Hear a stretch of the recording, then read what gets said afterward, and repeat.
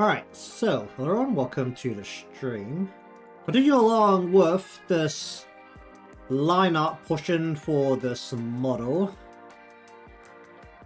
Essentially starting on the body parts. The core problem is I haven't actually decided on whether I want to just do a straight pose or not. You can kind of see that in my sketch that I have very slightly turned the body. And now I'm deciding whether I regret that or not.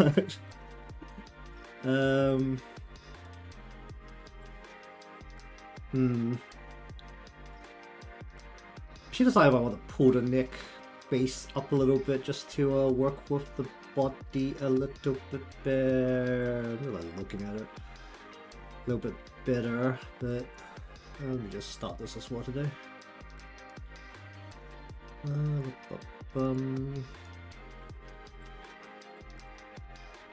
Regardless, in here got the neck, which is this piece here. Actually bring it, although I want more neck. I actually want a little bit more neck to work with, that might be a good idea.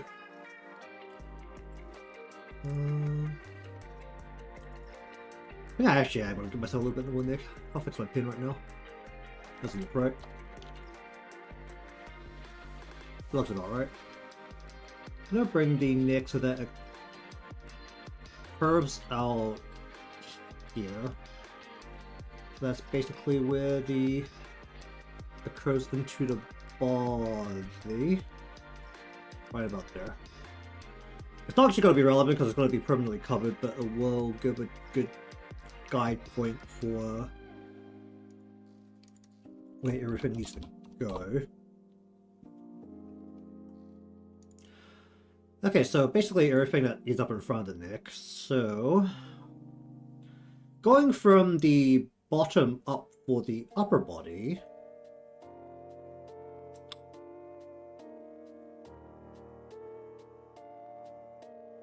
Actually deciding how long I should make the brown part of the skirt. I do want it to flow quite a bit. Either way, I'll start with the upper part. What is this going to be? A blouse? Blouse, sure, blouse.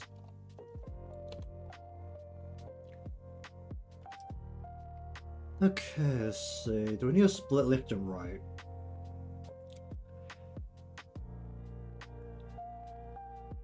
There's not enough chest to really warrant proper left and right split, right? I could pretty much just put the middle lining part down on top of a slab, and that will work. Yeah, that would honestly work. Alright, we'll just do a single torso piece. Let's go torso upper. Whoop. So effectively, what we need here is... do I want to change how this body is sitting at all? And how thick should this be? That's also the other question.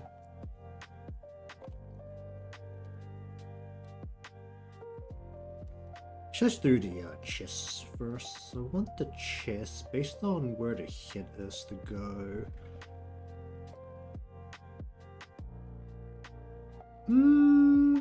Should it be that type of a curve inwards?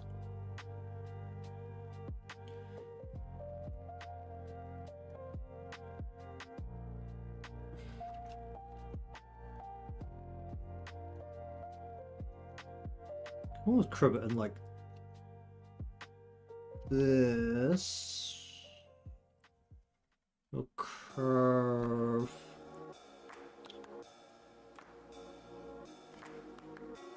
It's not like a very slight turn, so we'll go... What's the here? Am I looking at here?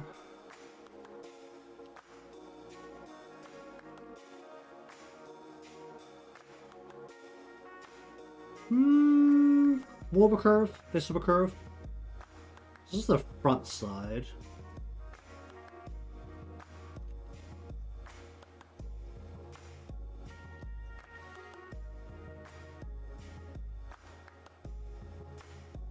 Or I could just direct the body to a more forward position.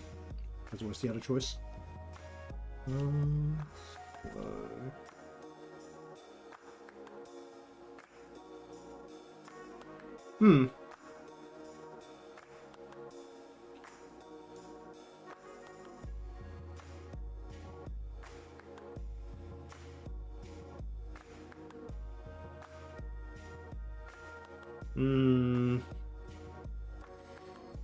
Then we'll connect the body to above. Let's see. Feels a little high. Just bring that down a little bit. Yeah, about there.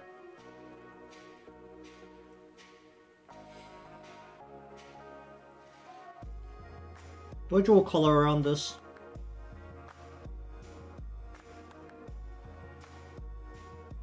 So effectively, a collar for this is going to go...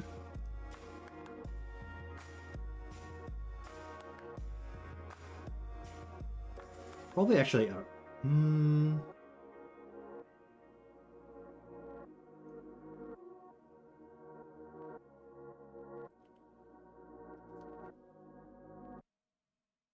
Should be a tighter collar, should be a looser collar. This is the bit that's not going to be visible. But, let's go...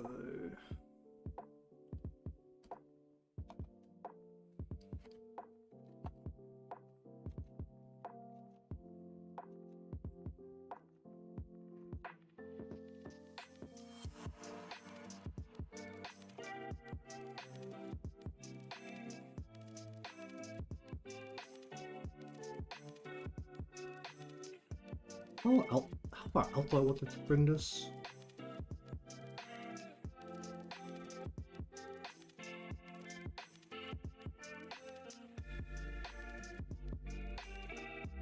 That doesn't look right.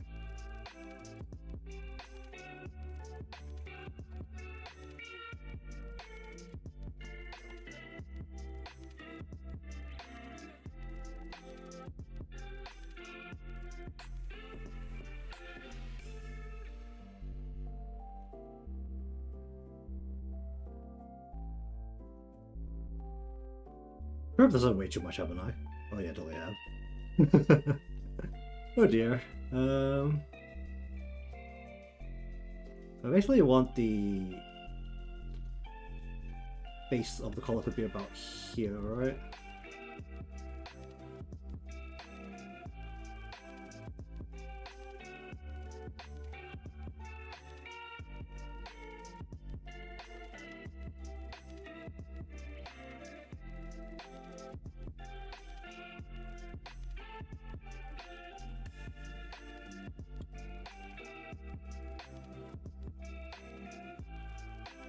Let's clean the line up a bit. Alright, go like that. Is this bit ever going to be visible? That's really the second question.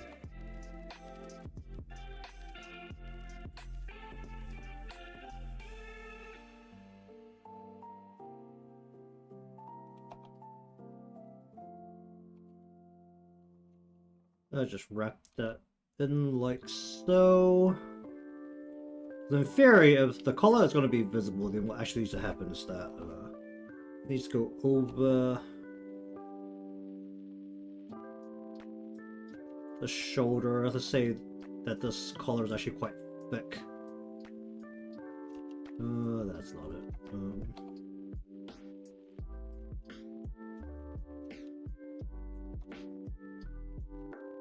I should go over the neck.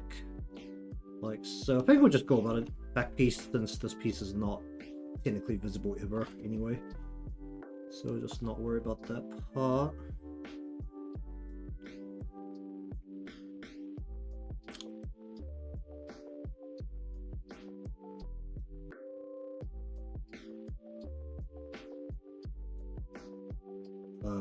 Shouldn't wait now. Be more like this if there was a color like that, because then the actual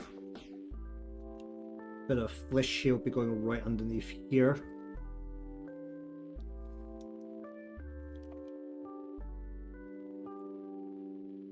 Yeah, honestly, including the collar and more detail might come back to bite me, but...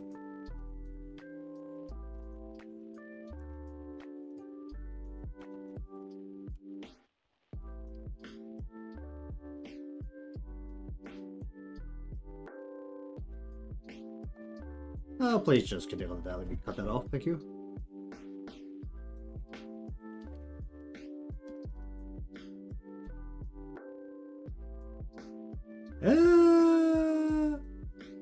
Ew. That's a ew. Don't know how much I like that. What is the current problem here? I think it's largely right into here. I want to go more like straight into the curve here a bit more finely. I want this to be lower actually overall. It just goes up and over. It's not this like super tall thing going around.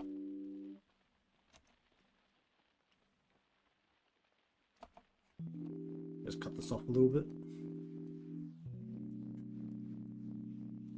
How do I feel about that? Oh, I mean, it feels a little bit more natural.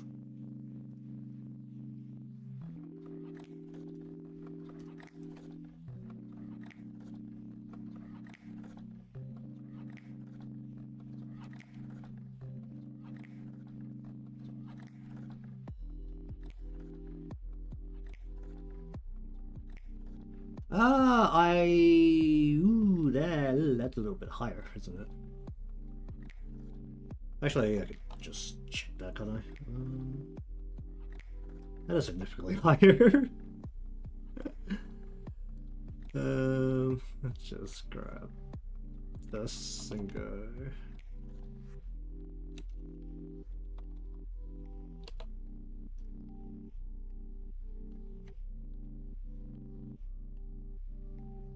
Honestly, as long as it's about right, it's fine. Okay, save that. Honestly, at this point, that seal on that part just makes this a bit easier to color rather than actually being required. Let's say that's what kind of happening. That should not be what's happening underneath with this kind of clothing. Hold on. It should totally be like an actual color here.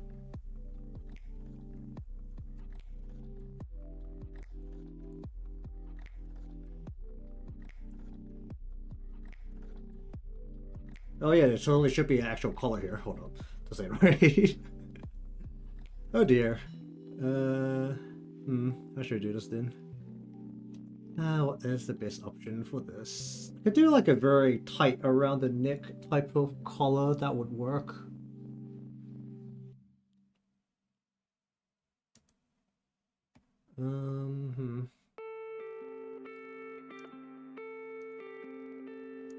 Alright, we'll change this to...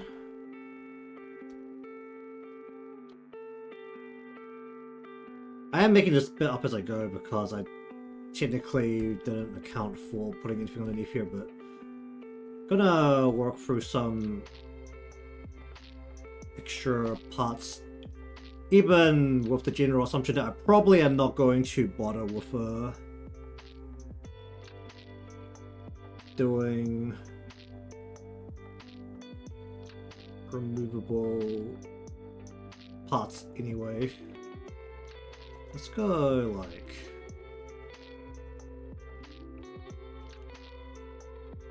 and clip this around. Let's do this symmetrically, that's fine.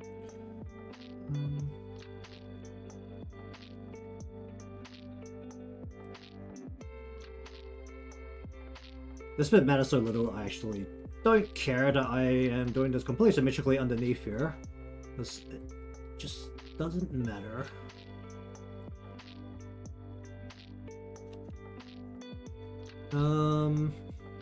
Okay, then if I want to rearrange this a little bit so that it points one way a little bit more than the other.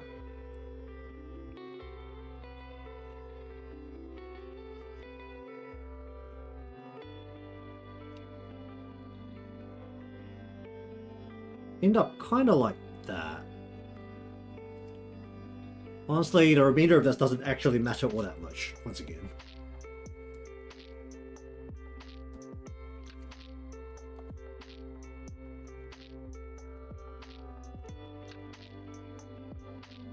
That's an organized line now.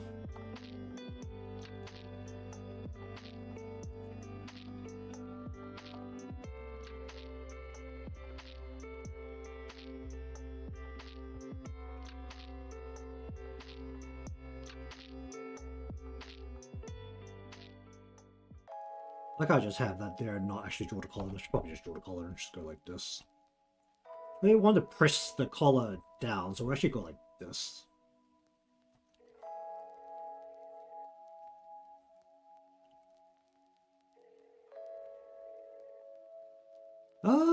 Actually, if it's like this, then probably want to... That looks stupid, hold on. But this side should be pressed more down, while this side should be more out. This side should go almost like vertically. Like so. Cut that off, while this side should go a bit more like that. Even though it's pressed down quite aggressively, and then this whole thing will go down the body like so. That's kind of where that's sitting. Okay, we'll just use that as a guide.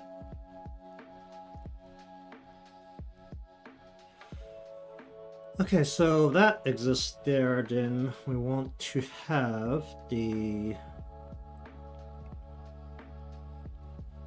actual, what do you call this? What do I call this? Just gonna call it center strip. That would be sensible, right? Strip.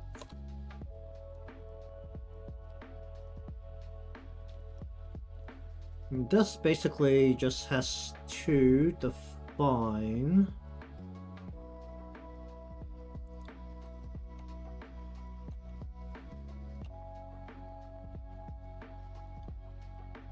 the very minimal amount of chest that we're working with here.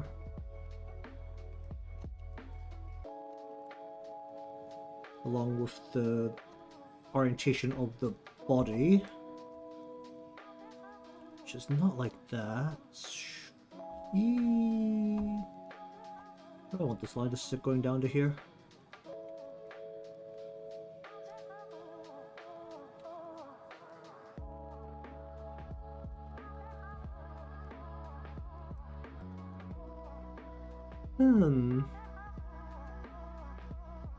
How's it going? Okay, just started for the day, so not all that different from where I left off. Let's see.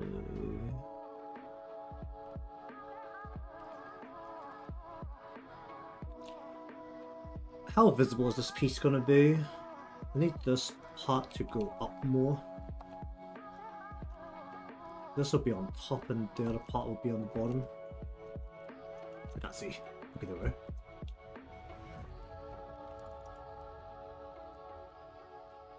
Currently deciding how much I want to deal with the body being orientated a little bit one way.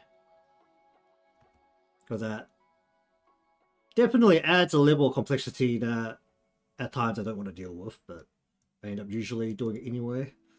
Do I want this part to be separated left and right? That is a current question.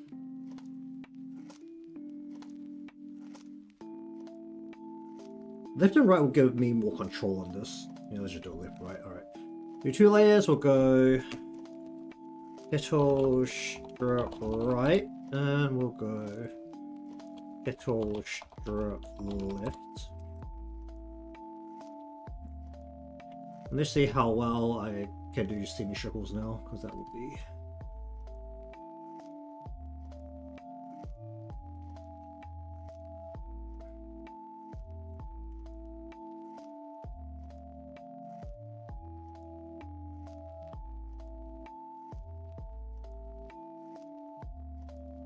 Wait, no. This has to come in more. And then it straightens out, so it has to go...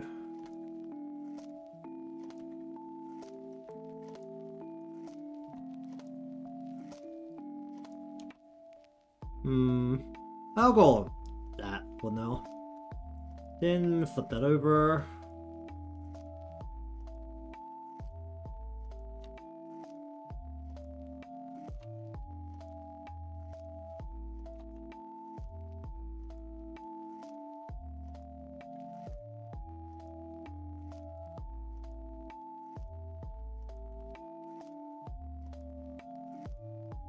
Line this up as well as I can with the other side.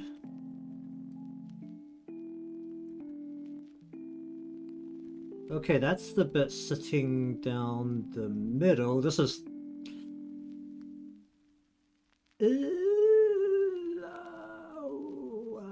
what is wrong here? Oh... this way. Okay.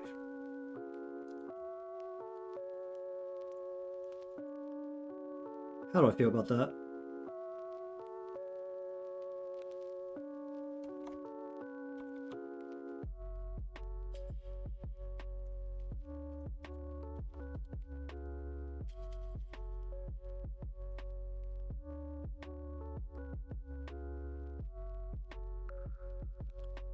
Feels okay, for the most part.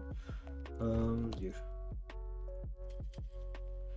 We'll just connect this to the top here.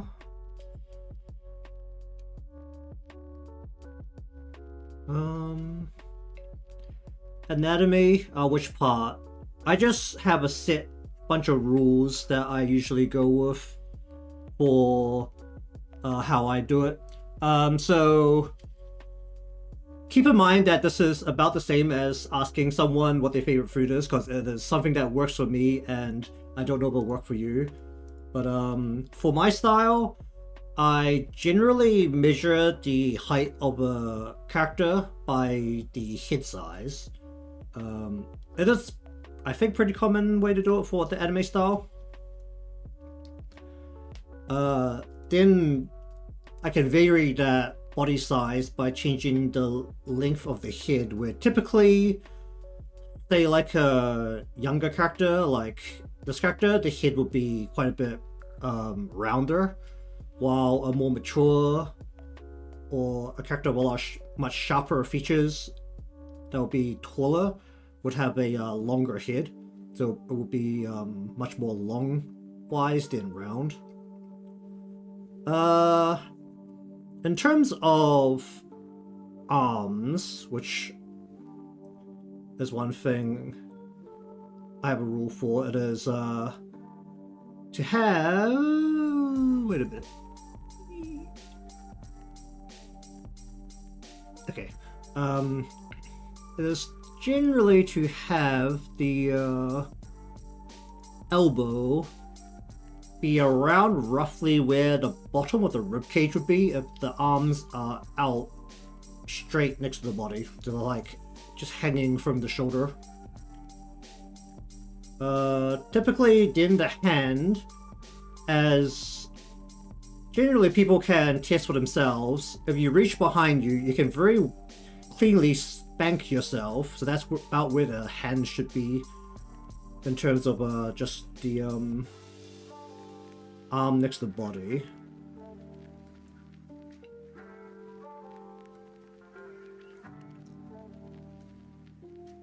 For the anime style that I do, typically the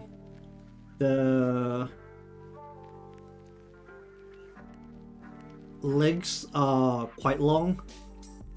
Usually if you count like the hips as part of the lower part of the body, so starting from the butt, it will usually make up about 2/3 of the overall height, I think, or roughly. And then the calves would be typically quite a bit longer than natural. Would be quite a bit exaggerated. What other rules I have? Hand size is it should comfortably cup the pecs. Is the way I found best to size the hands. Notably, I find that's the most effective actually on very large characters, where the head, which is usually your best measuring point for a body, ends up being less relevant because of how much bigger the body is than the head. Then that's usually when I look at the pecs and be like, okay, the hand has to be able to cup the pecs. What else is there? I think that's really about it for the most part in terms of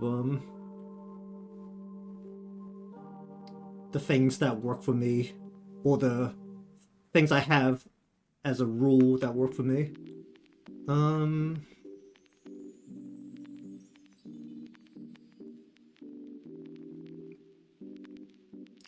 Once again, it's like I said, it's a matter of finding something that works for you. The same way that asking someone if something you ate is good or not is completely subjective.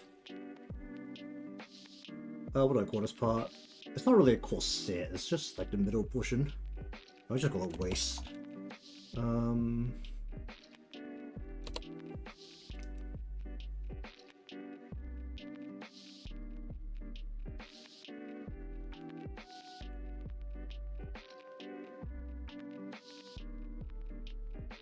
Eventually I feel like it's just a thing you just kind of realize that you keep doing again and again about the same way. You can define it into a general rule set that you can repeat easily. I'll go waist. What do I call this? Top? Top. This is chest line, should be right about here. We want this to be, the breast would be about here. We want this to be right under the breast, so actually I want to bring this up a little bit, don't I? I think I want the breast to end like right about here. Actually bring it up a little bit. And we have on this side of the body, we want this side to be rounder. This is coming around the body because the body's slightly turned. Is that too high? That's too high.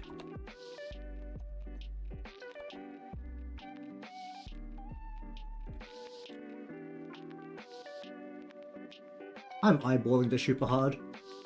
Oh boy. Go out there. Then we want to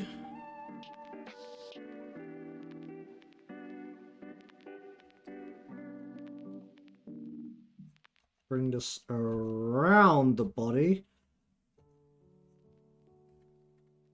Have it be slightly looked down on from the viewer's perspective, because we want our focus point to be the head.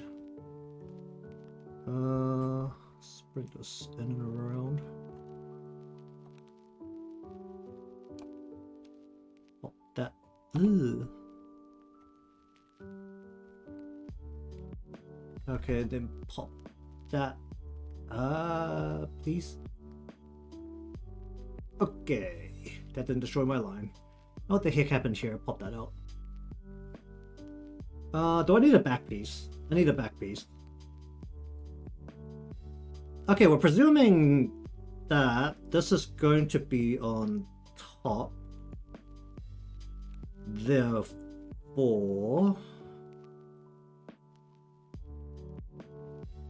Okay, I'm just going to copy and just reuse this line down here and adjust it slightly. So let's look about this thick. Yeah, sure, this thick. Then I need to go behind everything. So behind the neck, gonna have to be a whole bunch of layers behind the neck as well. We'll go waist, back, sure. Then this is the... Oh, do I need a back? No, I only need a back piece with this because this is the one that's being looked down on.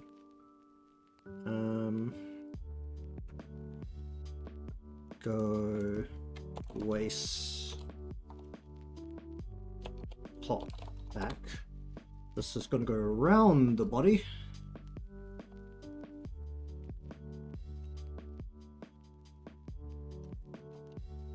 How do I want to lean this? Because I want to lean this inwards, don't I, to match the body, while keeping this part a little bit thick.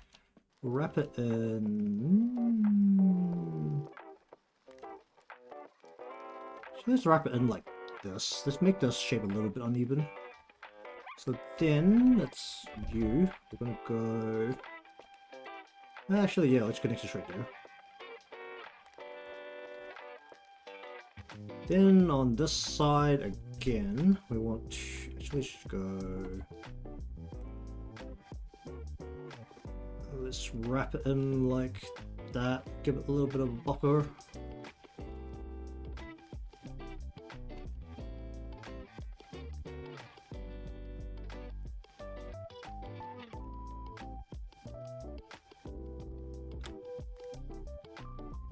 I want to make this a little more uneven.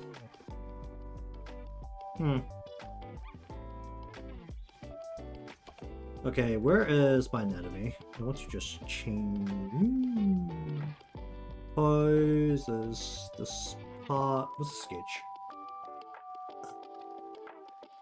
Let me just... Anatomy is forward facing pose. Where's my pose? Oh. Well, that good. Let's just remove part of the lines here so we can work on top of this. Okay, so the top of the body is coming down like so. It's curving. This is going to be the waist. This is the hip, the stomach. But the chest line is like right here. Wait. Chest line is like right about here. Putting a line where the nipples should be.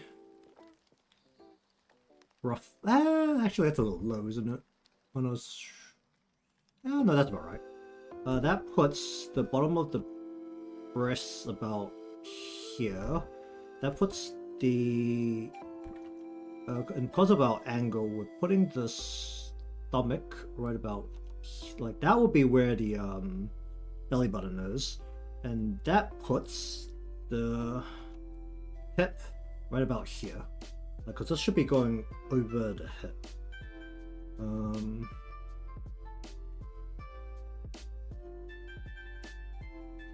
But the hip should be right about... Ooh.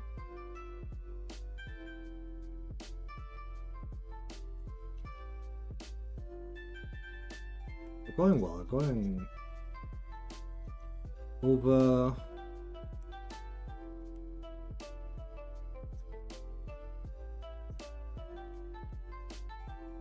chest into stomach and to the crotch right about here. So we want to bring this in a little bit down to about here. We want to bring this out a little bit, so we're going like here. And then this side of the body would be, the back is coming through here. This goes through, and then we've got the hip already coming out like here.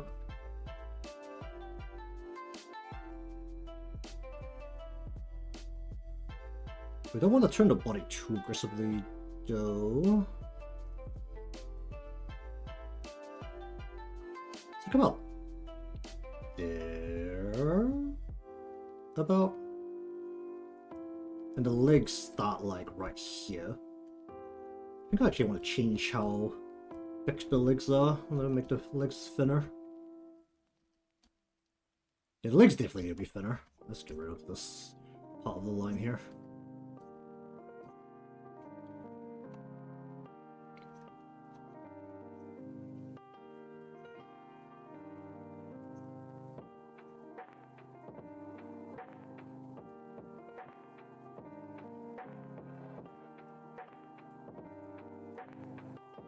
Sure.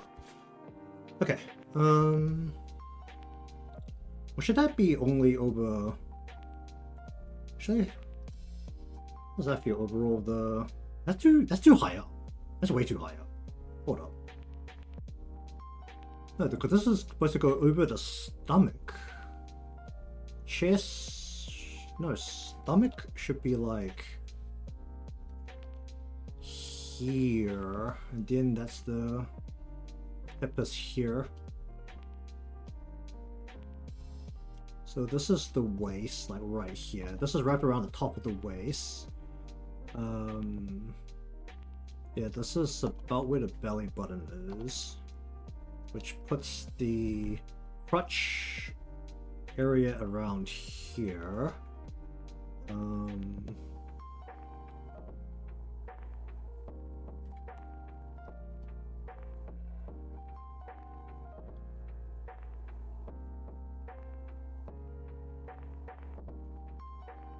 Lofi's a little high.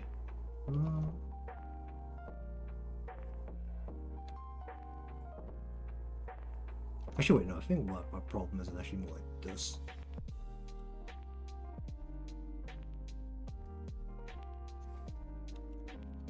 Why did that slide a little bit? What the heck happened here?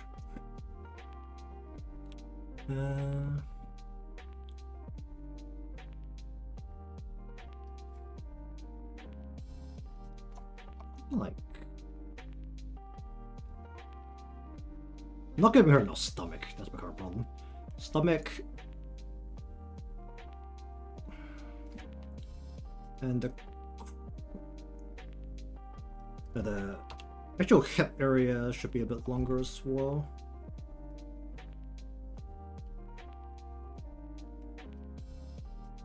So that is the stomach.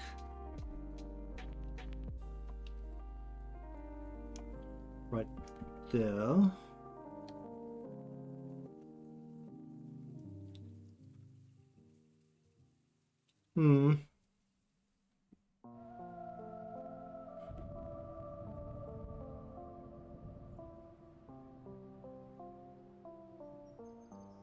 And then this piece should only go over the waist area. I need to merge these two layers. Merge. Okay, do I want this to be a single piece here and then... Oh, that's stupid. We'll go 1, 2 underneath this piece. We'll go waist left and then waist right.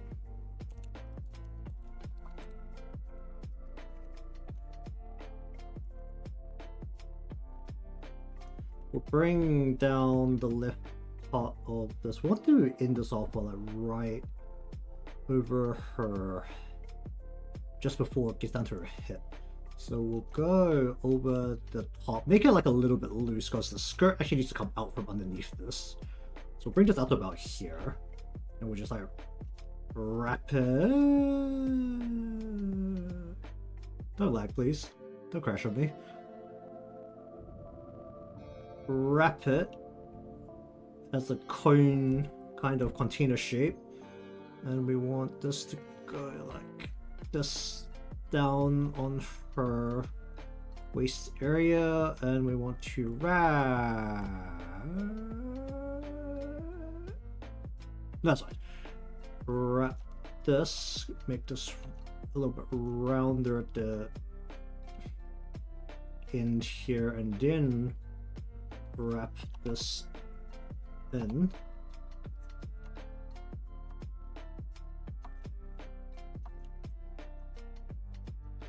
Behold, as I fail to nail this to her. Oh dear. Pop that out. Okay, so it's not sticking to her body completely, but that is because we have what's actually 2 layers of cloth sticking out from underneath it. So I need to give it a respectable liberal buffer zone. In theory, I should actually draw the lower half of her top first, because that sticks to her body more, but actually, should I? Or should it all be controlled by this spindle waist? Actually, it should be all controlled by the spindle waist, that's fine. Okay, then we go Do I actually want to just close this off to make it easier to work with? Yeah, let's do that. This doesn't have to be very accurate. I'm just going to draw a line that goes across here.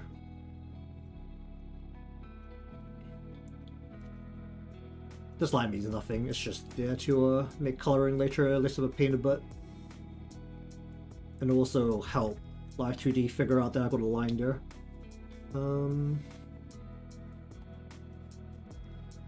So now on the right, once again, we'll bring it out by quite a bit, like this. Ah, jeez. Please just connect here. That'll be very useful. Oh, why do you do this to me? Come on, connect onto there, please. Thank you.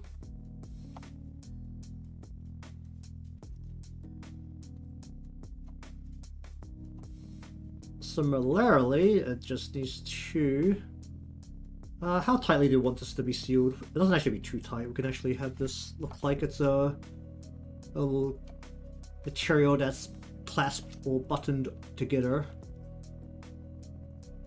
Or two loose parts that are clasped or buttoned together by not having it just fully sealed, because the buttons are not at the ends. This actually be more sensible, having a little gap there. I'm just gonna, same as the other side, just bring this line through. This line is never going to be visible, so honestly, it's just there to seal the part to make everything later less painful. So we'll just do that. Then, on top of this, we need to go buttons.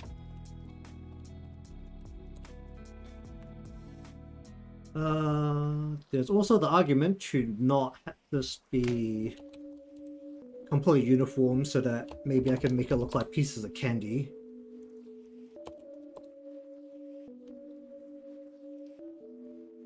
But I think for the most part I'm just going to try and draw circles and not make it look horrendous.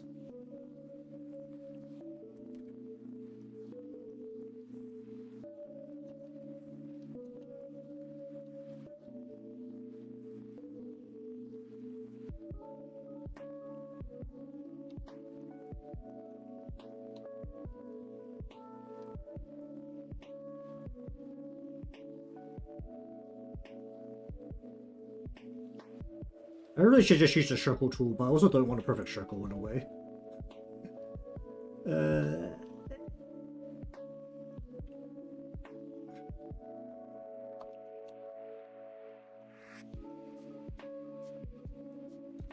Let's go like that.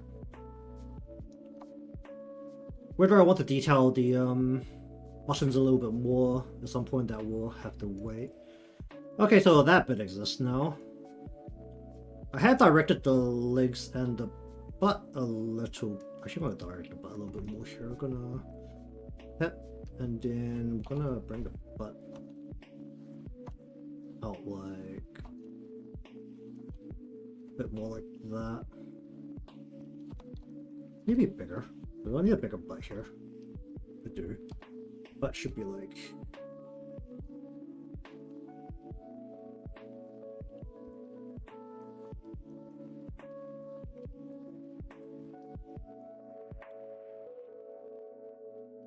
Just based on the orientation of the body.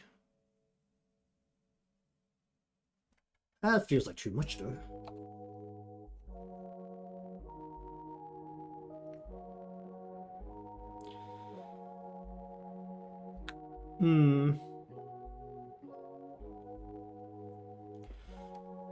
Okay, now then.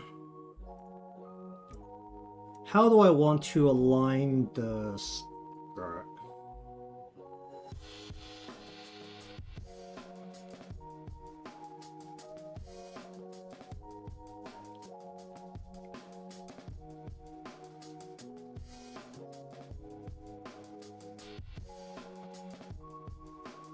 One way to do it is to hook in the material and have it go over the legs more than it goes under. Or go inwards towards the gap between the legs.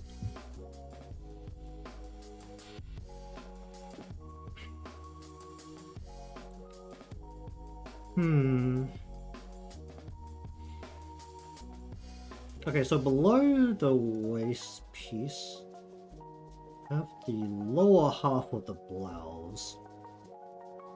Let's just put this into... Yeah, let's put this into a different folder called top. And then have a separate folder called bot. How about out? I want to bring this? I want to bring this like over and outwards.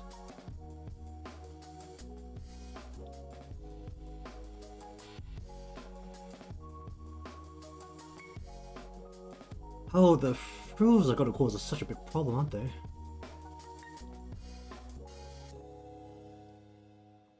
I feel like I should do frills more often, but if I'm not prepared to very aggressively separate them, honestly, they might cause a bigger problem in the work. Okay, so the skirt itself is supposed to bend outwards a little bit, so what I think I want to do here... let's see...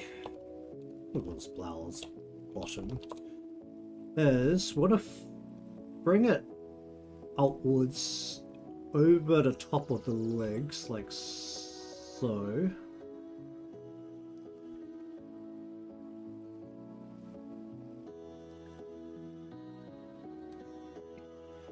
We'll see the kind of the top of it a little bit because we actually want this to... What are these things called? These dresses back in the day that had those like wireframes in them to keep them puffed out. Well, it's not that structured, but it does have that like puff out kind of feel to it. So we'll want to keep that in mind as we go around. We also want this bit to look soft and round.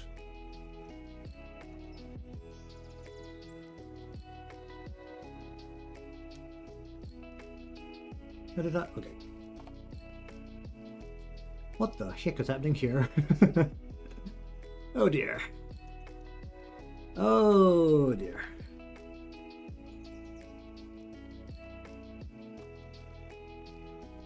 Pop that out, pop that out, pop that out. Oh, don't pop that out.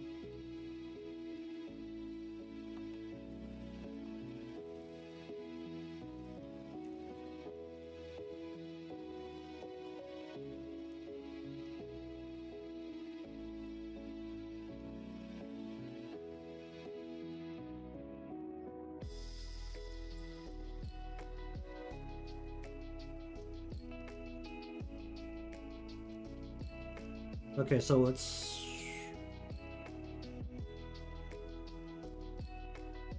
Wait. Totally done it wrong. Should be the other way around. Because we're looking down on it, so when...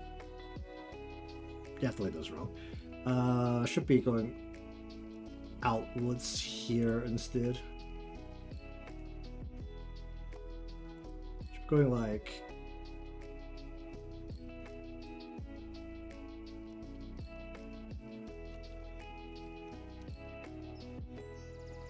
I just drew a lot of lines, let me just erase on these.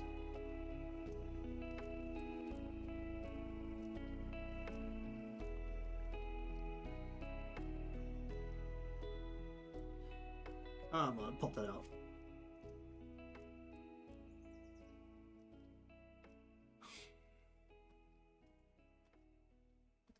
Then I'm going to roll this into this part with a little bit of that action.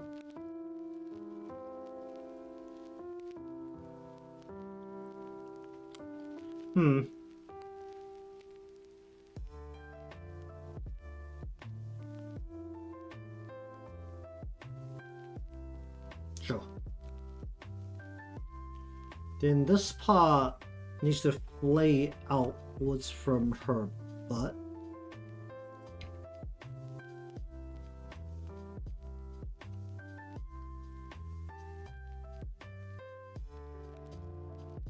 And we're just gonna go ahead and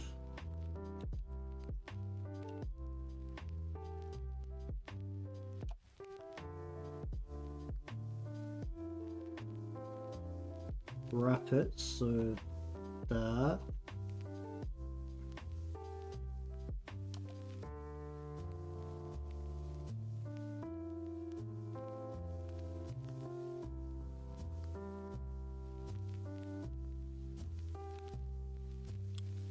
do I draw the dress part underneath first, or do I not draw it underneath first?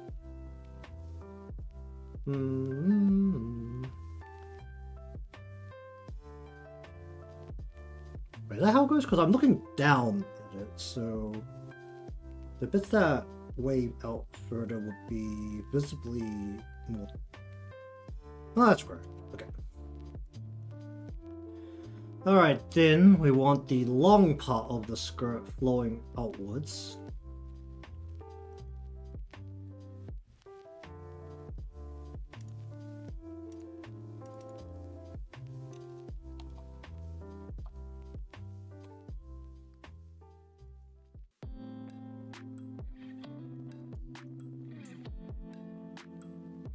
Or the main body.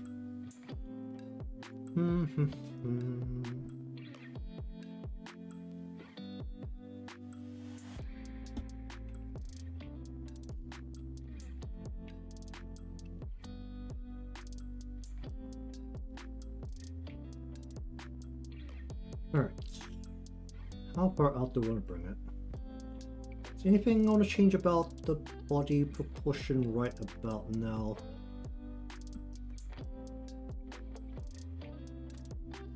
Knees should be right about here.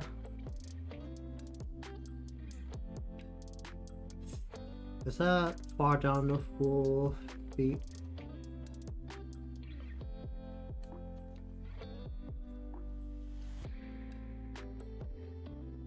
It is, for the most part.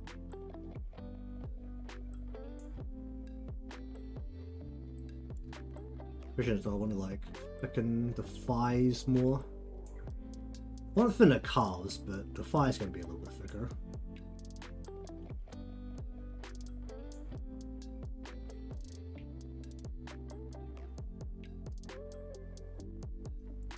Should we like bring this out a little bit?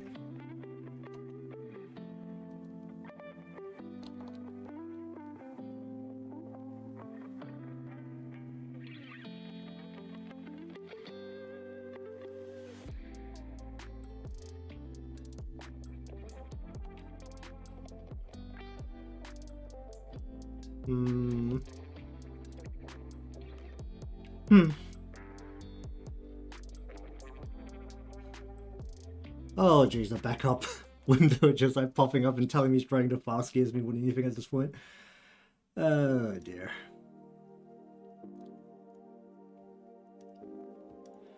Is that about right though? Is that where I want that to sit?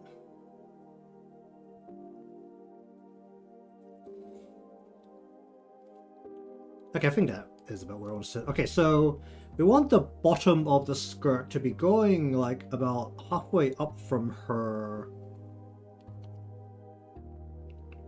which we'll call it, legs. So we're going to have the bit going over the legs again, like so. We're going to have this curve into this, and then we want to just go flow that outwards, and then we want to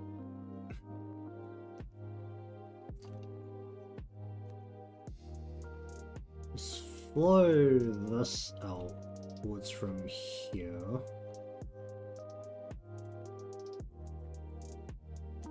And we want to flow this outwards from over here. I'm bringing this in by quite a lot, so.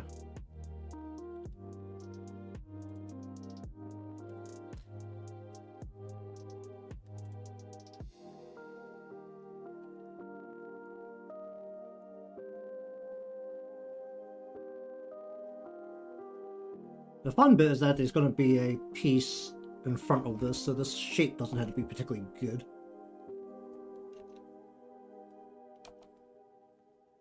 the shape can actually be kind of whatever in a way. Even though this still has to guide that shape, so I should probably make sure it's like at least sensible. Let's go.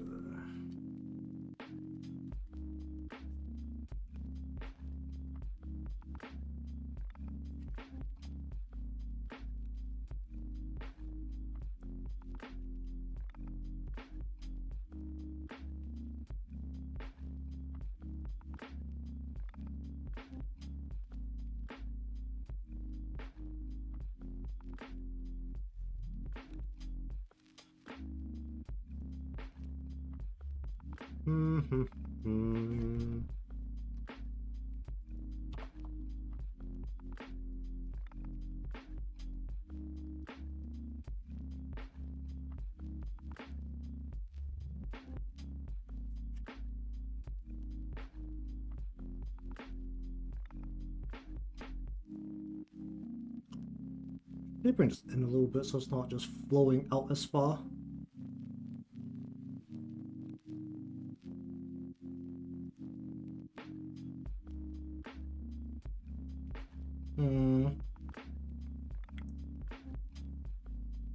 Currently deciding on how I feel about the skirt.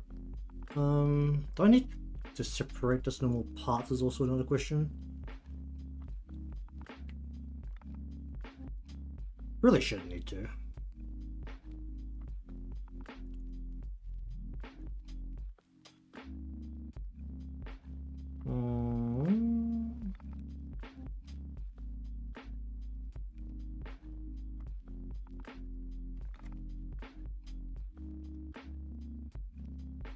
So the back of the skirt will be going around like this. Do I actually want to cut this part up a little bit? Because we're seeing the skirt from a slightly vertical angle, so in theory we don't actually see the backside. We do see it curving around. Go like that. Do this outside as well, so it's not this triangular block here. Where am I?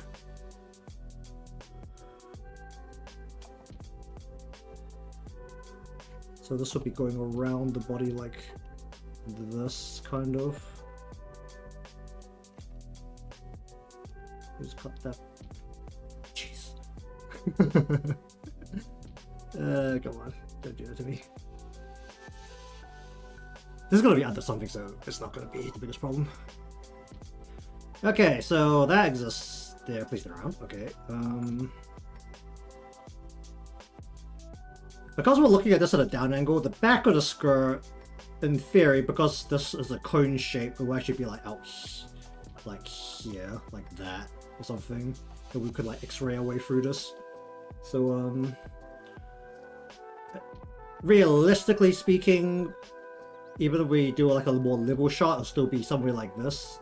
In theory, we do need a back piece, just in case that does actually show, but if that, actually wait, if this shows, does it need to change a bit?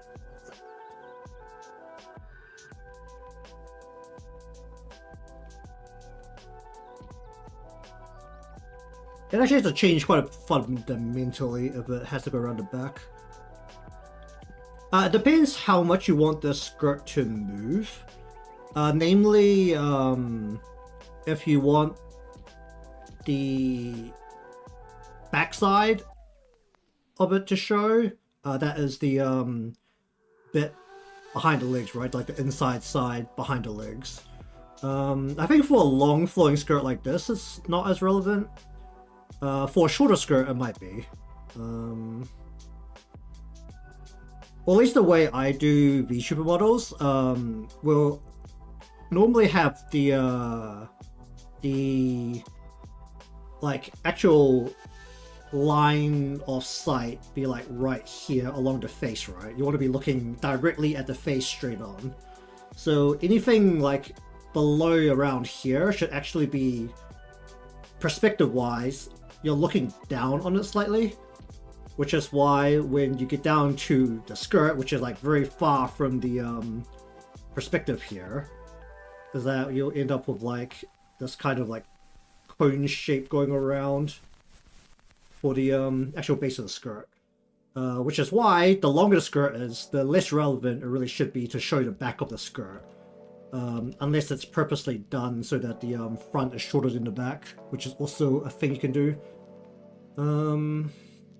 But for this case, it's not going to be, so... also, I technically shouldn't worry about so much because there still needs to be stuff on top of the ends of the skirt, so it's not really that big a problem. Okay, then we'll go into here. How detailed do I want the frills to be? That is currently question number 2. If I actually wanted the frills to look really nice, I'd have to separate it very aggressively, but I'm not going to, because that's just absolute insanity. And by the time you get into the bottom half of the body, honestly it doesn't turn that much, because humans don't really turn like that.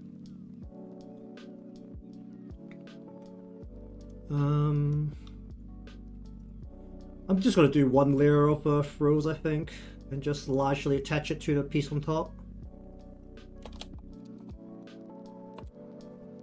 Alright, how do we do this? We want to go...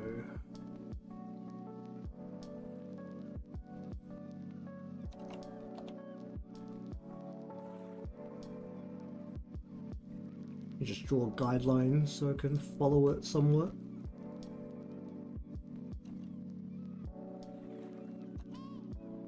Actually, let me just copy and paste that, and then that out there. Oh, it's nothing too much to complain about. Just the same old.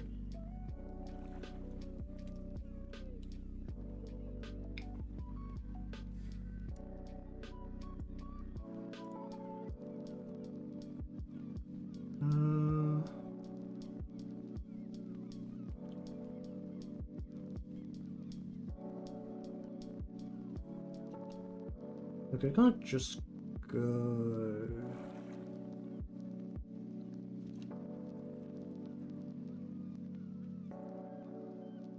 Kind of force this line like right here a little bit. Okay, let me just put the guide below the line I'm actually drawing. Let's call this guide.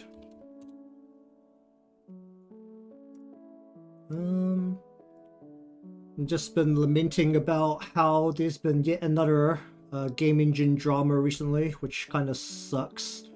It's like every time that happens, I just don't know if I want to get back into game development at this current exact stage. With how much drama is just going around the different game engines.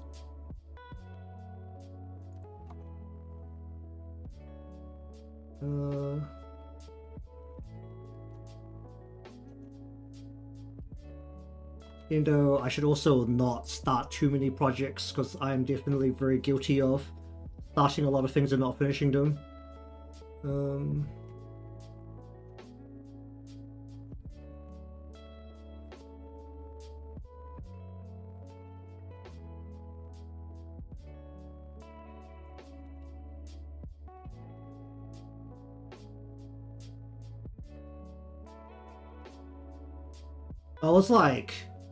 I stream late at night. Well, not late at night, like to finish off the day. So I am 100% out of energy by the time I start streaming. I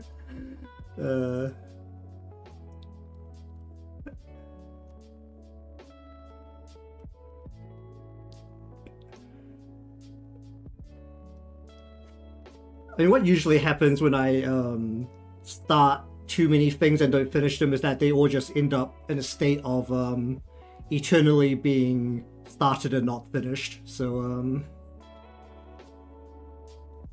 it's not really like the biggest problem. It's more like I'll just be very conscious of the fact that I'm not finishing it all. I don't want to do this.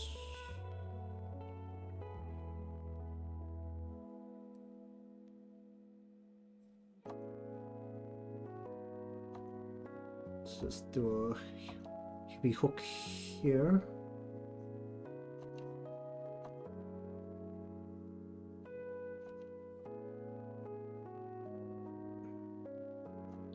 And go hook this into here. Let's say. I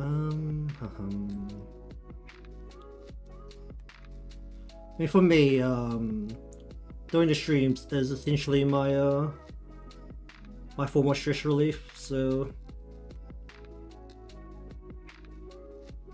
all that really happens when I start a bunch of things that I end up doing on stream, because I try to keep the things I do on stream separate from everything else. That I might end up with a lot of things that I'm not finishing.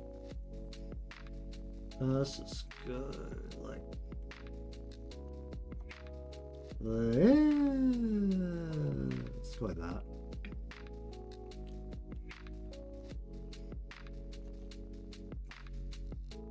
Because I've been wanting to dip my hand into trying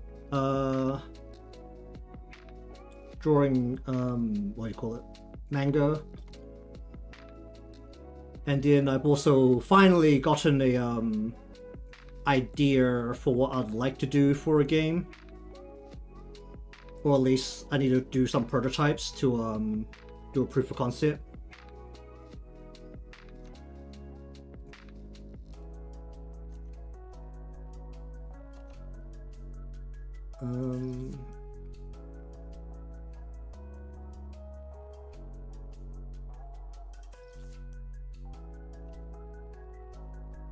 But all it really comes down to is that I recently watched a few videos about how a lot of games are a lot of indie games have been spiritual successors of games that bigger companies have let the idea rot. Basically, they've touched it once and never touched it again. So after thinking about that a little bit, I was like, maybe I will try to build a game in the style of Legion of Mana in terms of the general game loop and game mechanics. That is a game on the PlayStation that was released in 1995, I think. But it still needs a lot of proof of concepts, and the how the style is and the world, like what the story is going to be, has not been decided. But I need to do some proof of concepts. Do I actually have the game? I might actually have the game somewhere. I don't have the Steam re-release version of it, but I think I have it on a PlayStation emulator. I think I do have the game. Let me take a look. I'm not going to turn it on right now. I'm just going to check if I have it. Where is it? PlayStation. I totally do. Yeah, it's like the only game I play on the PlayStation.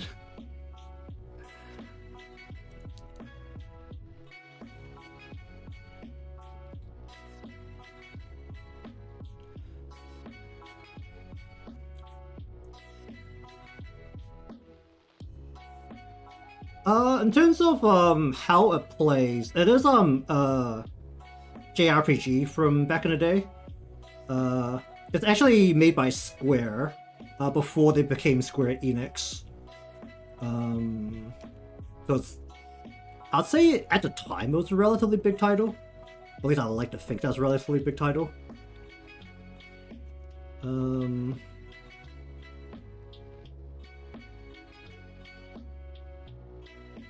Actually, wait, I'm doing this wrong, aren't I? These need a curve.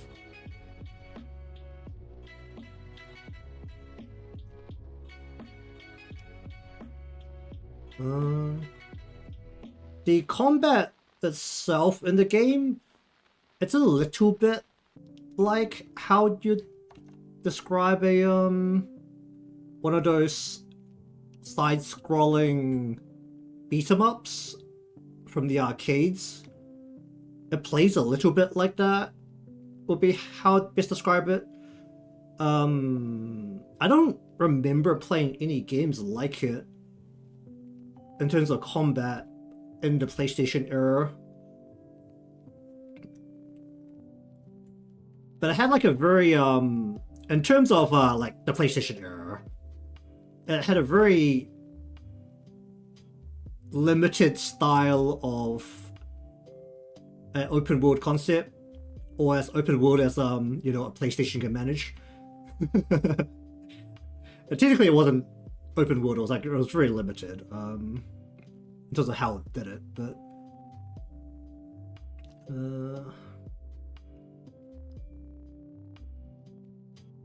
let's go like that.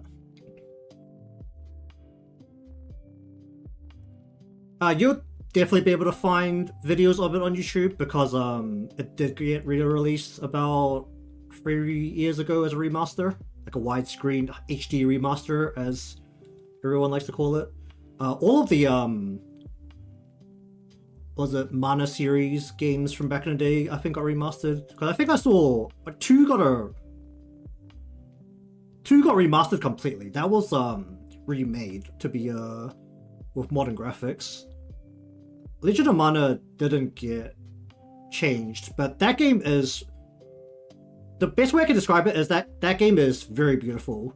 The first thing you'll notice about that game, if you take a look at any screenshot, is that it is hand drawn. The game is completely hand drawn.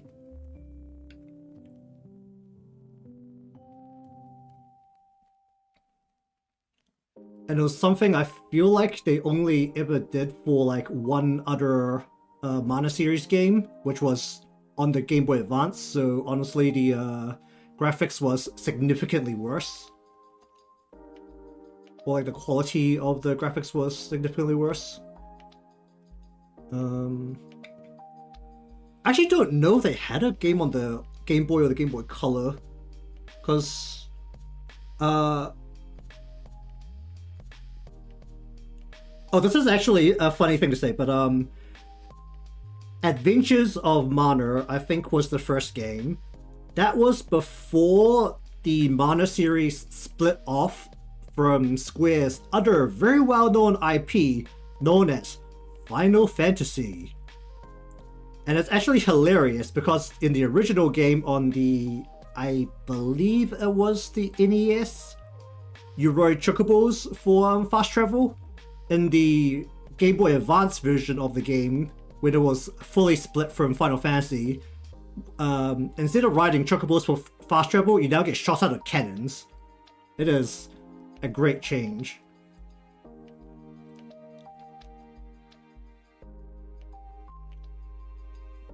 And one thing I liked about the series is that it definitely had a very distinct identity for its time. And it was definitely one of the IPs that got left to rot a little bit from Square Enix. I mean, I think they've made a bunch of like mobile games for the series, but they haven't really hit as nicely, I feel. I mean, also, you want to see a trailer, you can probably just boot up Steam and just search for Legend of Mana. It's 100% on there. I have it on my wish list, so I know that for a fact. You know, I haven't bought it because I just end up, every time I want to play it, I'll just load up the PlayStation version instead. Also, I have a lot of suspicions about the Steam version of the game anyway, because I mean, I guess this would age me a little bit, but it was in the era where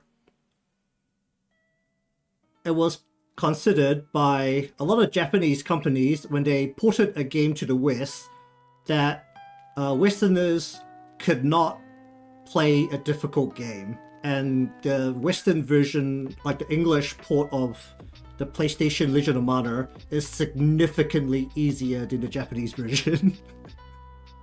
And it's very noticeable as well if you actually like play one and then play the other.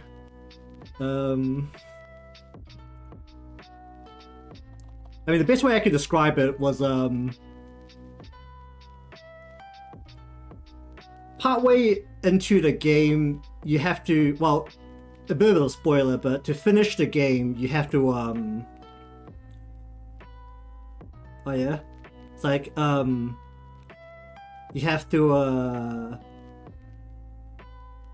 complete these story arcs, like, because most of the quests in the game aren't very connected. So there's like just 3 major story arcs you have to finish. We had to finish one of them to actually complete the game. At the, I think, like second to last quest for one of the arcs,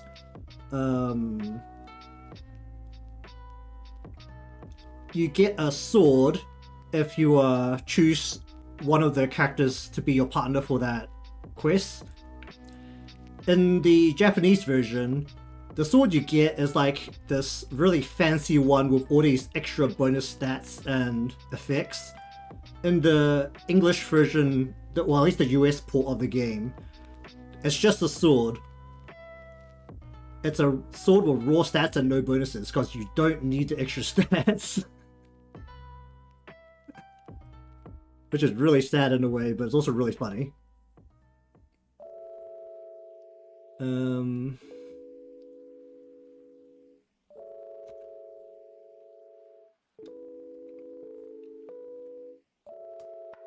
The irony is that if you, because of the way your stats work in that game, because your level ups are fixed in terms of stat ups based on which weapon you're using, because there's like a whole line of weapons that you can use. So the one-handed sword, which is like that weapon that you can get from that quest, gives you the most balanced stats possible.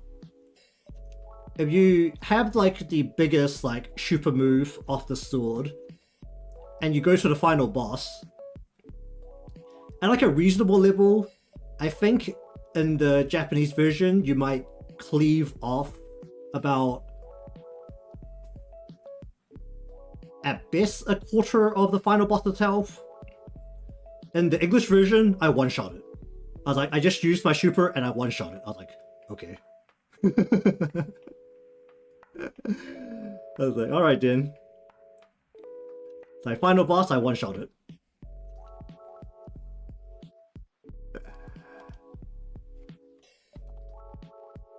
So yeah, usually when I play the game, I play the Japanese version, the Japanese PlayStation version of the game, because it's more reasonable.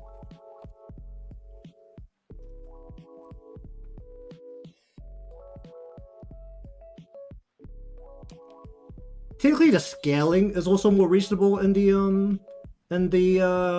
Japanese version, because the effective increase in challenge in the clear game, because you can repeatedly loop the game. You can go into your study room and you can look at this book, which lets you change the difficulty of the game. Technically, if you change it to the hardest difficulty from there, then everything becomes max level. If you're playing the Japanese version of the game, you'll actually be scaled enough to deal with it. In the English version of the game, because you're so under-leveled, that they'll actually beat the crap out of you, which is hilarious. I didn't when I played the game when I was younger, like in the actual PlayStation era, but if I play it now, I'm mostly fine. Like, I might not be able to pronounce everything, but I can at least read it and understand it. Like, that's around where my level of Japanese comprehension is.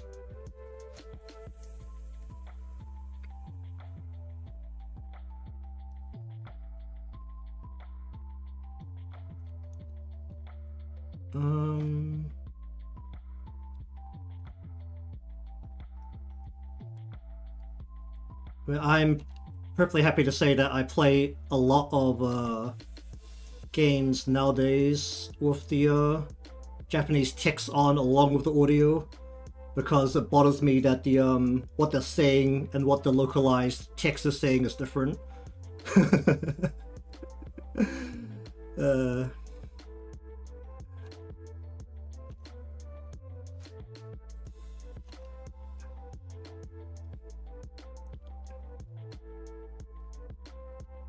It's like a little bit awkward when I was like still streaming games on this channel. Because then I was like, I need to change all of the settings to English to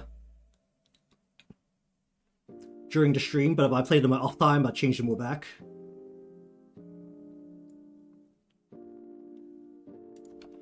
Alright, how do I feel about this?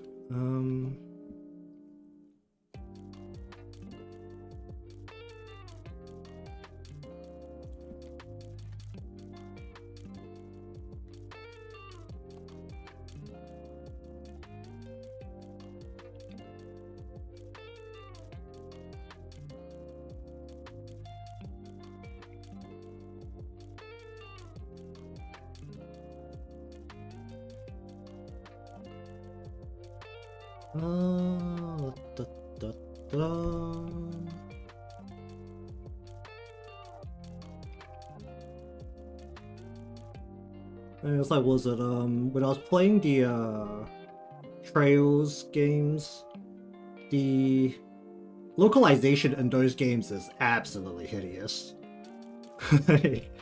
Those games are literally the reason that I now, if it's like a Japanese game, I would change the audio and the text at the same time rather than just changing the audio and calling it a day. Because that game had really bad localization.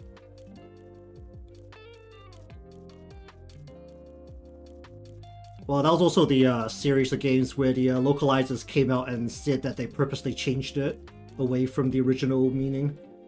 So... this is why we're advocating now for AI localizers. Because at least they won't change the meaning of things. Like, if you need to change a puzzle, then it's like, okay, fine, that's a puzzle. Like, the player actually needs to be able to work it out. And it can't just be like a pun or something, because a lot of RPGs really love puns for their puzzles. But for regular, like, conversation, like, please don't change the actual meaning of what they're saying. That feels really unnecessary.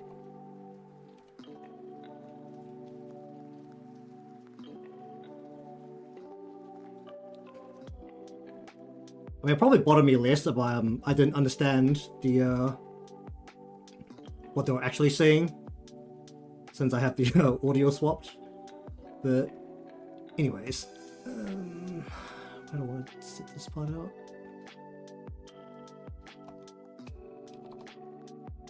That'll work. Actually, no, that won't work. Let me just...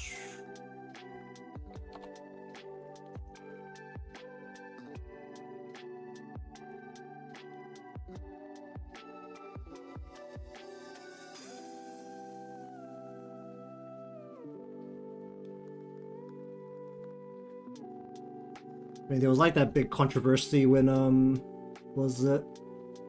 Well, that very brief period that Crunchyroll had the global version of Princess Connect,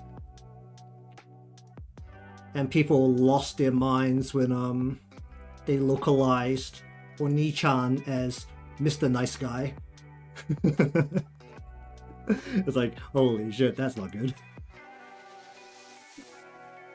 That's all good. How do I feel about this part?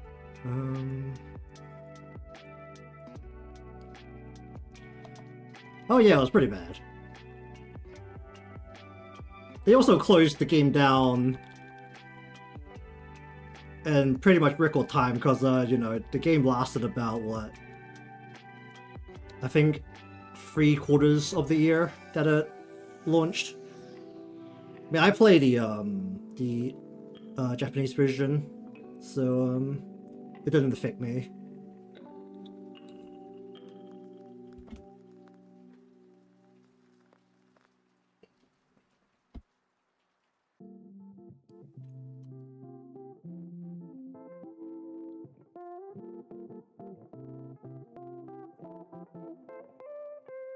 Okay, how do I feel about that?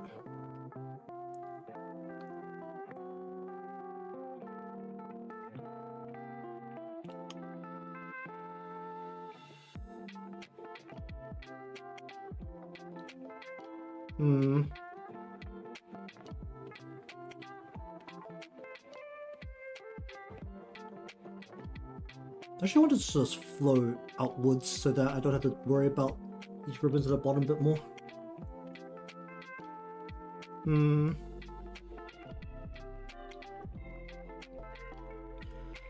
I didn't touch any of the I didn't touch the game myself on the Crunchyroll version, so I don't know what other glorious localization things they did. That was just the one that got screenshotted and got put up on social media for everyone to see. Actually, was it no screenshot? No, it was in the trailer. They put that in the trailer. It's like, okay, like, if the person actually watched only dubbed anime on Crunchyroll, then maybe they didn't get it. But even someone who is very much on the entry level of Japanese, but they watch subbed anime on your website, will probably figure out that Oni-chan is not Mr. Nice Guy. Like, I feel like that's one of the terms that even people at the entry level should understand. So that was like 100% the most egregious thing they put out. I'm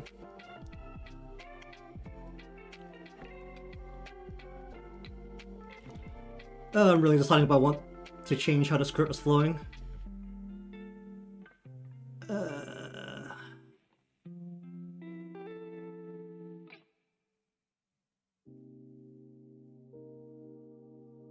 Like, I'm gonna change how this is flowing a little bit.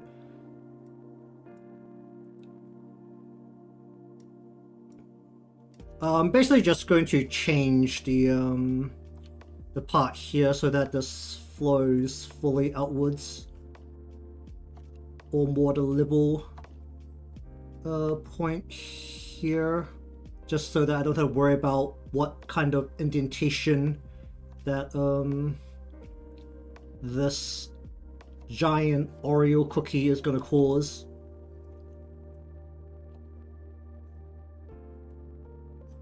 Just make it so that it's not like indenting like so aggressively, so it's just kind of hanging and flowing instead.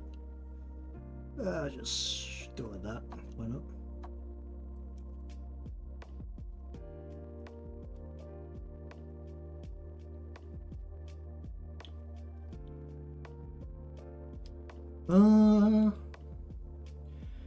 Well, the other fact is that honestly, the shape of the skirt behind it doesn't actually matter, because it's gonna have the like this part of the frills on top of it, and it's also gonna have this giant ad ribbon on top of it. So, in theory, it does not matter at all what the shape of it is. It just makes it way less of a problem for me later if this doesn't bend quite as aggressively.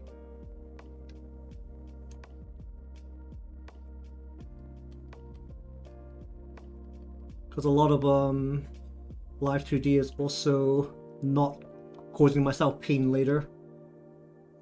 I should be able to finish the skirt, I think, because it's with the ribbons and then the frills on the bottom, right?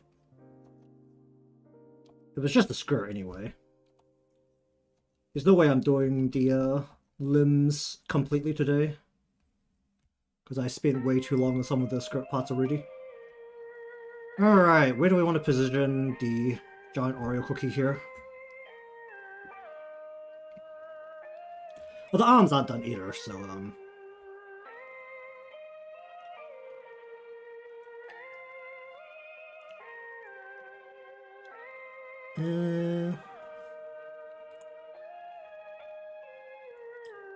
okay, this is another beautiful part where they decided how many times I need to separate these.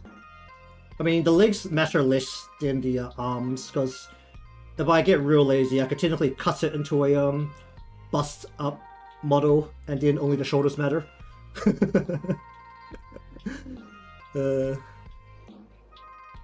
the intention is to do the full body. So, alright, I need the cookie on top, And then I need the cream in the middle.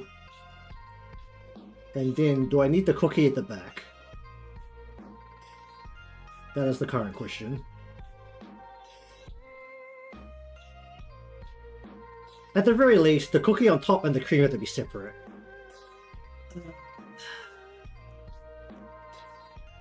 No, I should do 3 layers. Okay,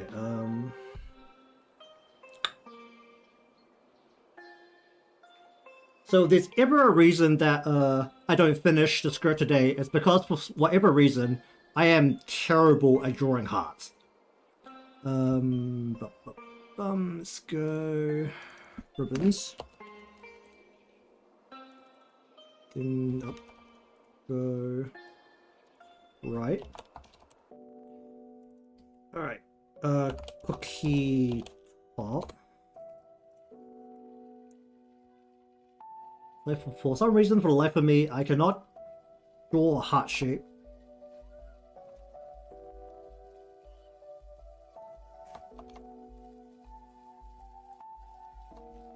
That ain't it.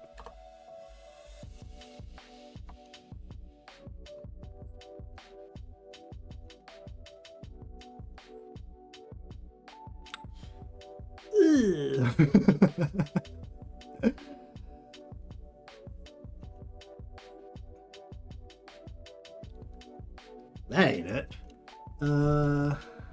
We go.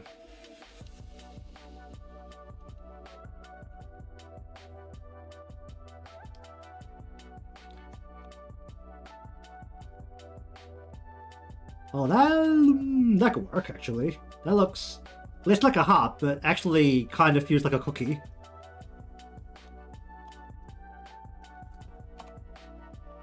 Because we don't want a perfect shape, because we want it to look like confectionery as well, in a way.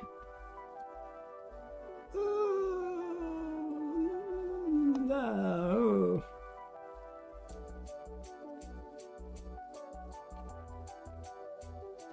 Let's bring this.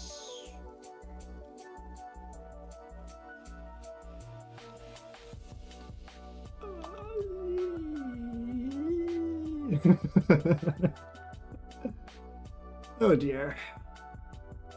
Alright, how much of a heart does this look like?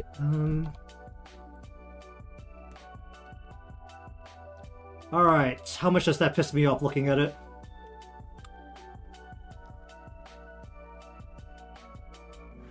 It pisses me off a little looking at it. It's like just that little tiny bit off. It really... Alright, let me see if I can morph it into shape here. Just do it.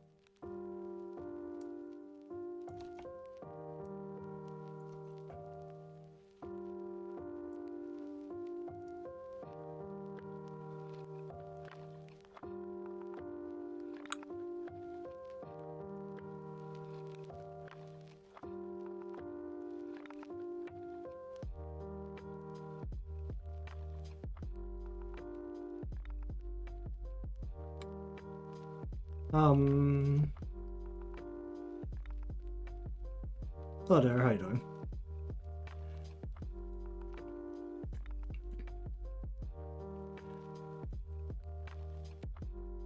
Oh wait, you get to see both the Twitch and YouTube chat in action today.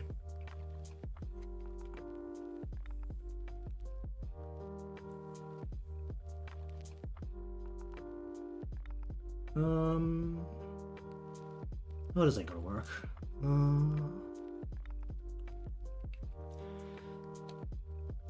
Yeah, we got the good old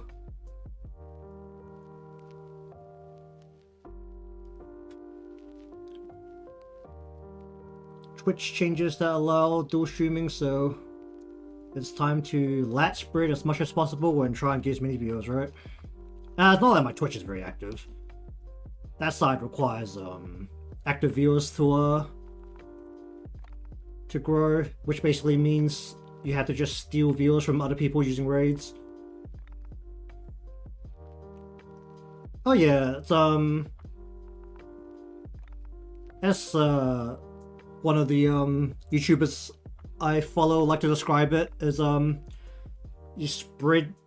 just spread those legs as far as you can and try and hook in as many people as you can.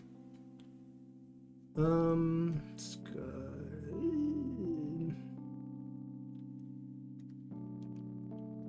And also the fact that it's actually very rare to get someone to change platforms to watch you.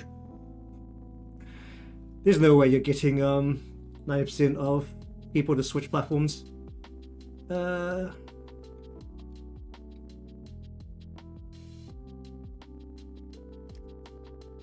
Typically, people say it is a little bit easier to get people from Twitch onto YouTube, but that's only to get them to watch videos and not streams. If you, because of how much better Twitch stream tools are, if they're watching a stream, a Twitch user will want to watch a stream on Twitch.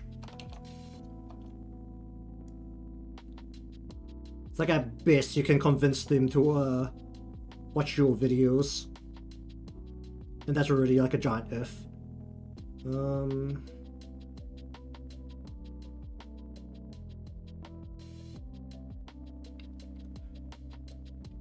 Twitch is definitely better if you're only streaming.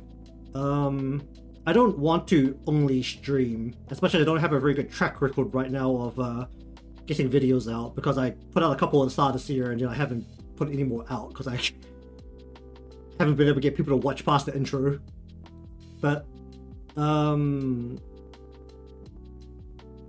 at least last year, or like before this year, actually, when did I stop streaming games?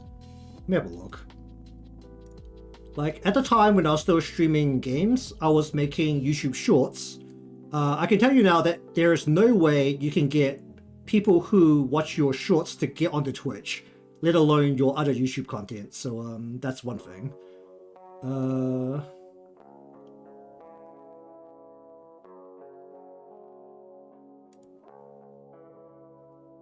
And then I also want to do videos, which means that it just makes more sense for me to put most of the focus onto YouTube.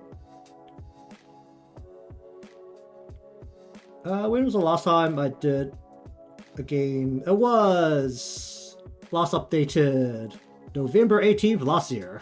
So it's been almost a year since I last streamed any kind of gameplay on this channel.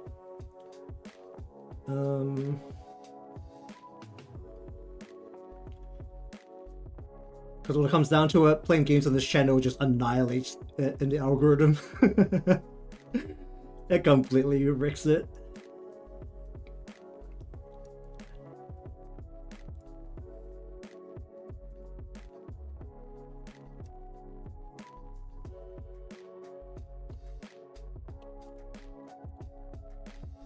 Alright, then how do I do the cream? What's the best way to do the cream here? Basically, I just want to make another copy of this. What is the cream? For now, I am going like about here. And then I'm going to squeeze it in a little bit.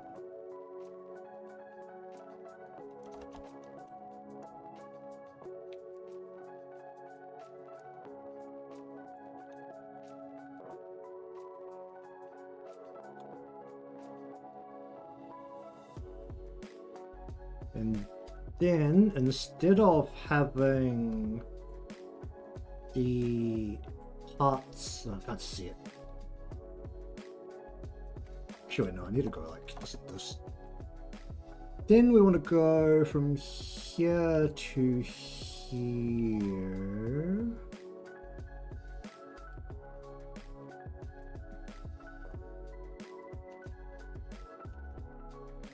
We want this to be below the cookie, like so.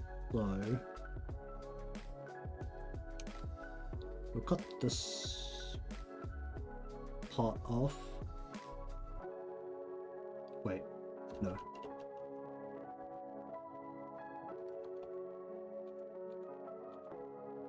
But this is the top. This goes from here to... Yeah, cut this part off.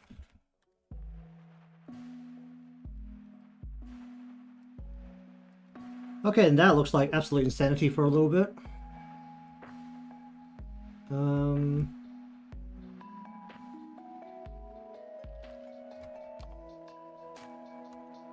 Put that through there. No idea. You know, I haven't actually added that many layers today because I've fumbled way too long on the script parts, so I could probably count it. Because so far the body portions, the waist part was 6. The top of the blouse was 4, so that's 10. The bottom part of the blouse is 2, so that's 12. Currently, this one cookie is 3.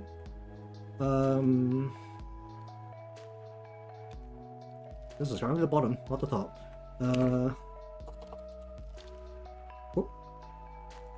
And then the skirt body currently is just 1.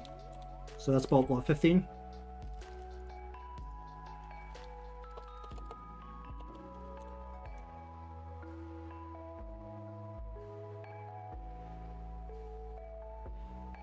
Okay, that looks like absolute insanity right now.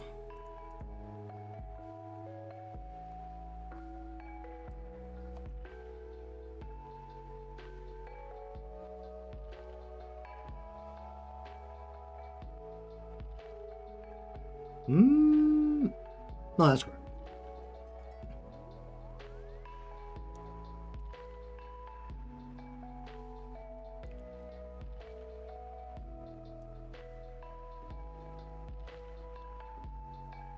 That's correct. Like, look at it, convince myself once, look at it again, convince myself again. Alright, now let's just put that into a layer called cookie.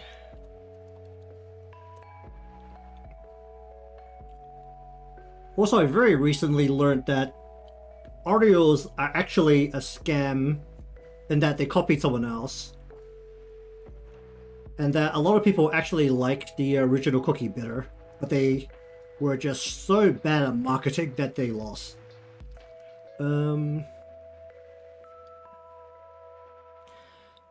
So Oreo is made by I believe a co-founder of Hydrax. Hydrax is a sandwich cookie with a chocolate biscuit and a cream filling, and it has all these intricate grooves on it, along with the word Hydrax on top of the cookie.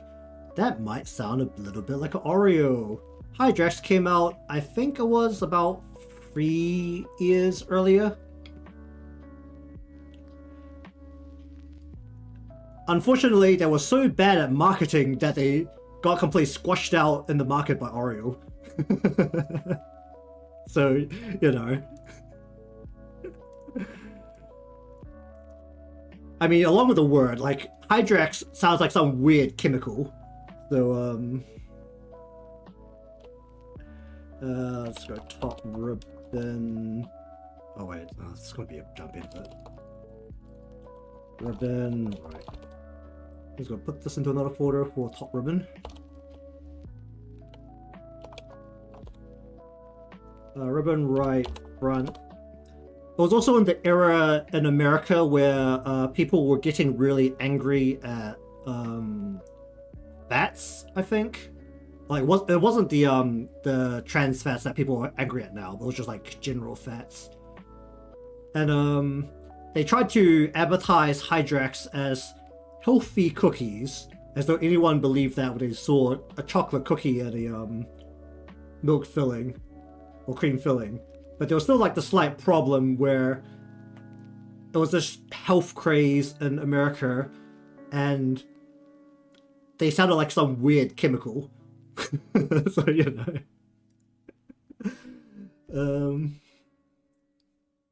Okay, where's the bottom piece? I need to match this to the bottom piece. Okay.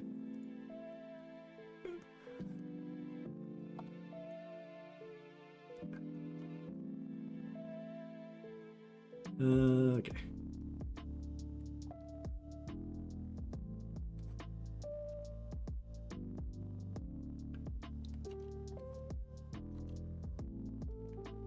Actually, should the side be part of the back or should it be part of the front?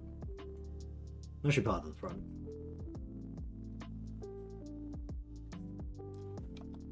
I mean, I think it was like the hippie era of America. It's like the 80s or something. Was it earlier? Actually, not sure. I watched the video quite a while ago.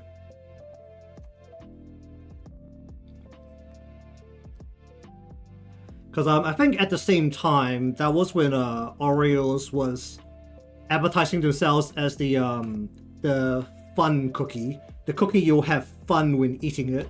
Which sounds a lot better than the weird chemical thing you're putting in your mouth to be healthy.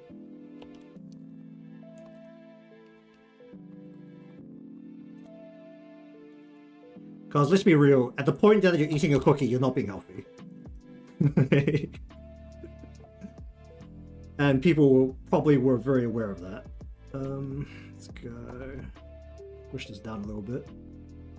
Not move, squish, please.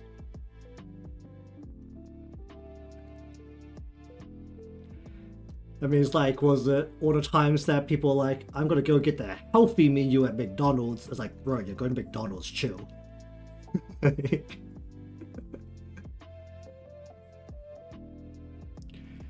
mean, I do admit that I once got the wrap at a fast food place, just because I was curious when they first came out.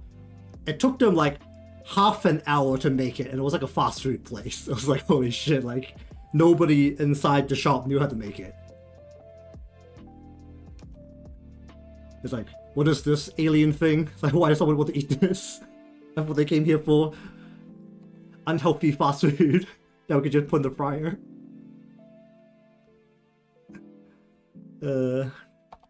Well, it's fast food, right? You should literally be able to order it and more or less get it straight away. I mean, it was in a food court as well, so it's like, it was really awkward, like, waiting for it.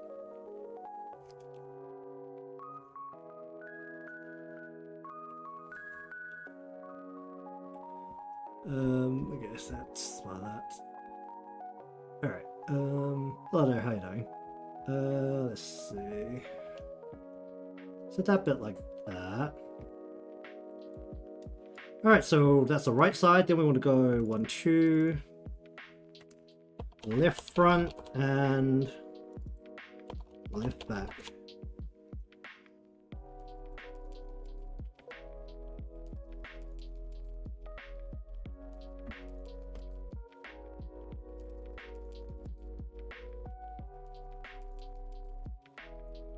That honestly sounds good, John. Painted a bit. How do I want to set this? I want to go like that.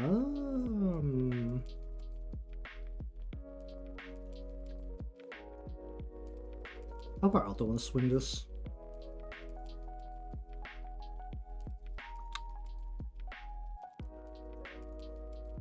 Go like that.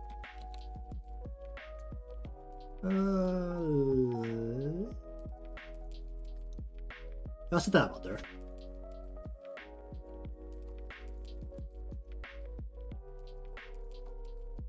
We'll bring this around, and then we want to wrap this.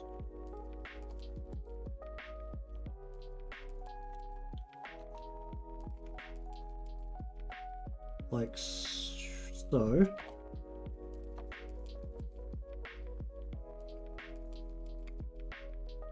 I'll be finishing in about like 10-ish minutes.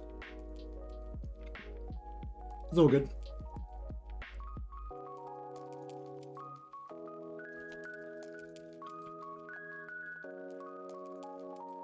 My schedule for the most part is always the same, about 2 hours.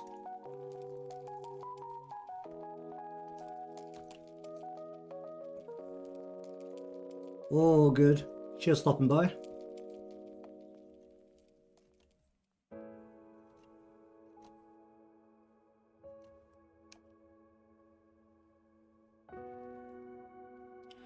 Alright, how's that feel? Too sharp. What's the spot? Wrap this down like so. And we'll flip this up like so. Pop that out. Pop that out.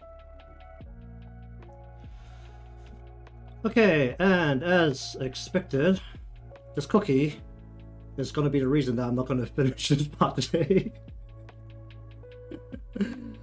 Oh, this doesn't look right. This doesn't look right at all.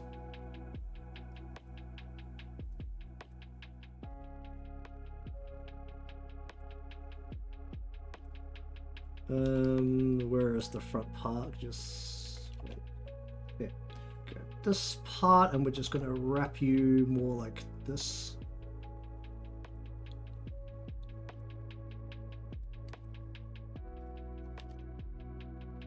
Alright, got that. Okay, and then the last part of the ribbon.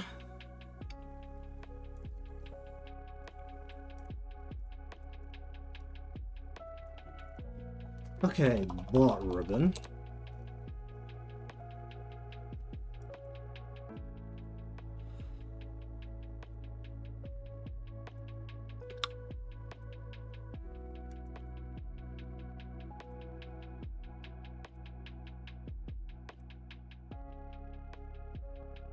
Is there gonna be a problem? There shouldn't be a problem.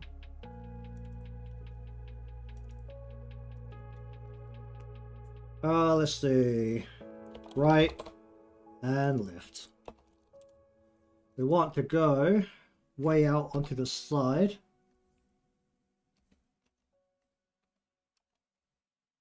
Like so.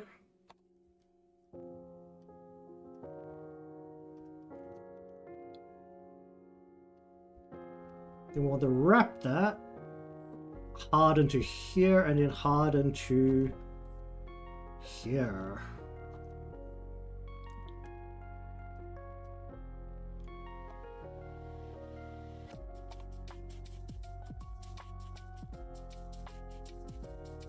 And then we want to wrap this more into here. Or how's that feel?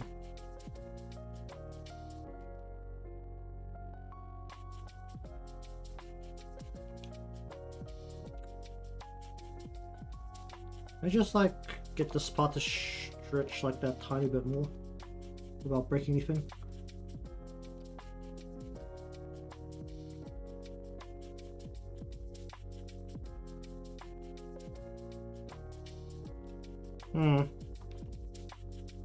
Oh, well, you're not right, and you can be left. Neat.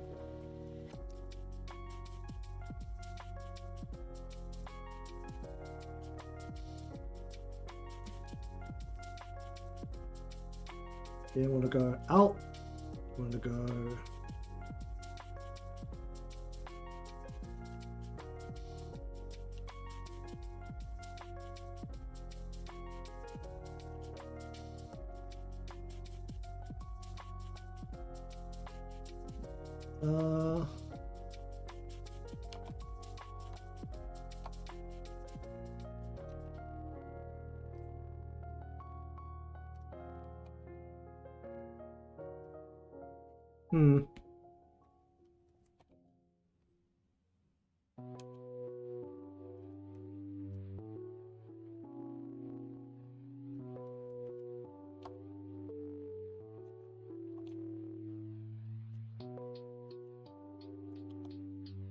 Let's go. Oh, I need these things to not be all blue together.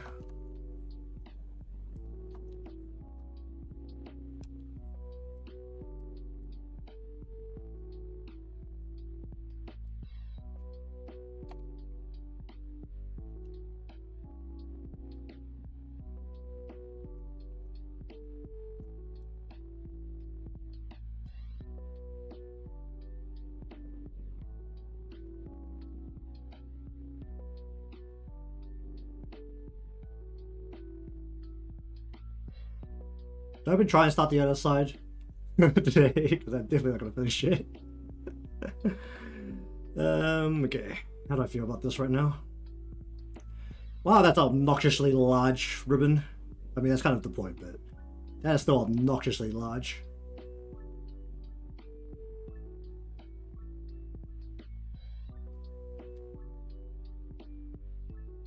Hmm.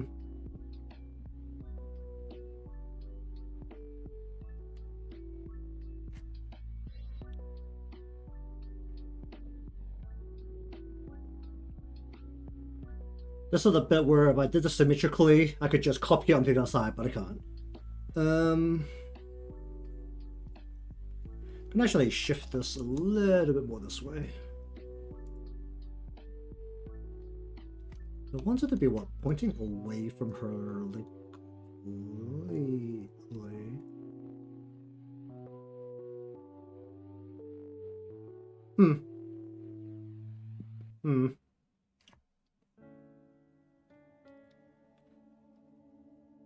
Hmm.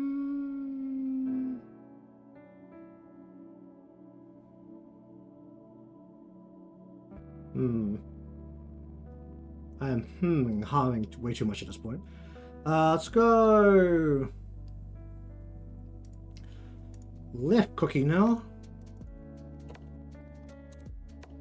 I'm just gonna see if I can, for the life of me, get a heart into this spot, because that is gonna be challenge number 1.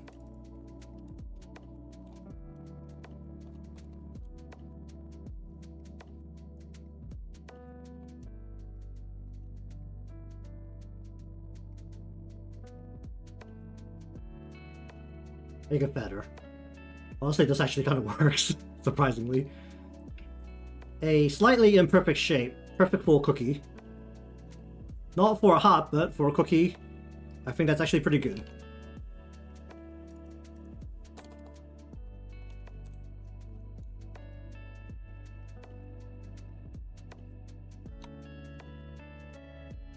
How do I feel about this current positioning?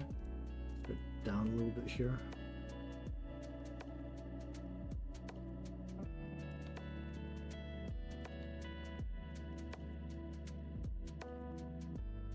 Okay, I'm just gonna see if I can slap the cream in and then probably call it a day.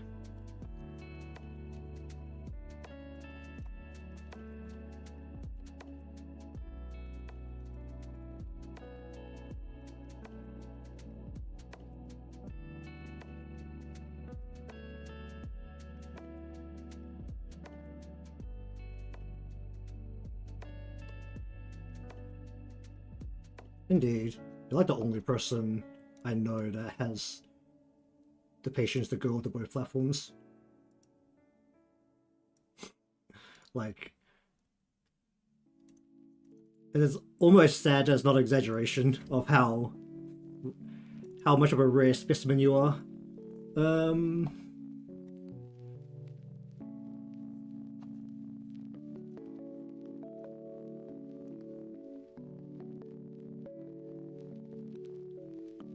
Let's cut that bit off, and then we want to go from here to here.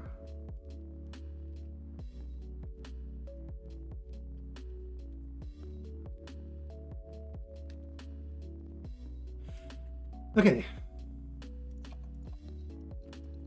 Cream in a cookie. Nearly cream in a cookie.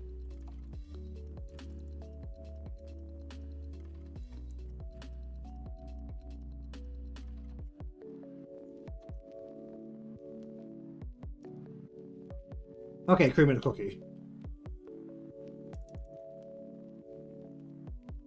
Okay. So, in terms of what still needs to be done, the arms are not touched.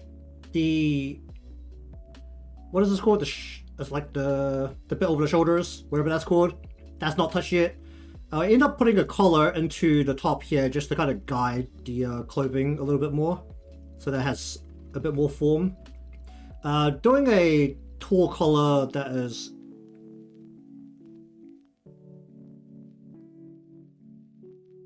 Why did I just lose my train of thought? That is pressed against the body instead of doing one that kind of folds away from the body like a normal collar. It's underneath something anyway, so it's more to guide the thickness of the bit on top of it. Ideally, I'm just trying to get all of the bits that are more aligned with the body shape done first. for the top of the body. The bottom of the body doesn't matter because the skirt's free flowing and the legs just need to be underneath it. But